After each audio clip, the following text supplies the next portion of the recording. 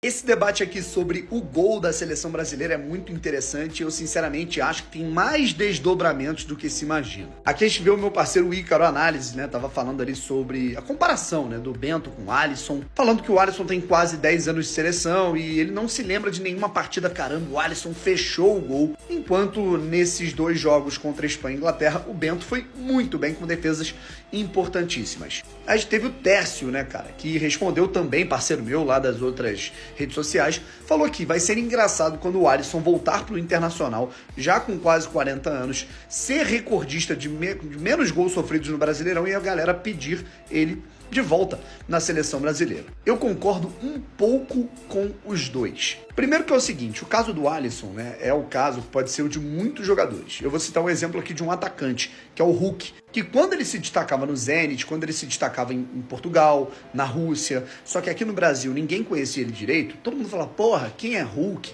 Pra que vai convocar Hulk? Esse cara, porra, ninguém conhece. Aí ele volta pro futebol brasileiro, arrebenta no Galo e todo mundo pede ele na seleção. Porque tem pessoas que acompanham só o futebol brasileiro e não acompanham o futebol internacional. Mesma coisa em relação ao Alisson. O Alisson é um cara que agarra em altíssimo nível há anos, tanto na Roma quanto no Liverpool. Só que é um cara que na seleção realmente, cara, e na minha opinião tem muito no contexto, a seleção da equipe do técnico Tite era uma equipe que tinha como seu grande trunfo o sistema defensivo. Então o Brasil sofria muito pouco, sofria pouquíssimos ataques. E com isso ele não fazia tantas defesas. Só que ao mesmo tempo eu tenho uma tese minha, que ela é meio maluca, tem gente que discorda, pô, Bruno, você é maluco, tem alguns amigos que falam isso, mas eu tenho uma tese. Eu acho que o goleiro titular da seleção brasileira, ele não tem que ser necessariamente o melhor goleiro em termos de alto nível global. Por exemplo, hoje para mim o melhor goleiro brasileiro do mundo, ele é o Alisson. Para mim, o melhor goleiro ele tem que ser o cara que ele tá mais acostumado com o enfrentamento dos principais atacantes. Para mim, ele tem que ser um goleiro de um time que sofre muito, sabe? É uma teoria que eu tenho. Tipo o Marcos do Palmeiras, tipo assim, que era um cara que agarrava no Palmeiras, era um Palmeiras forte, mas era o Palmeiras que estava sempre em enfrentamento contra, assim, grandes atacantes e sofria muitos ataques.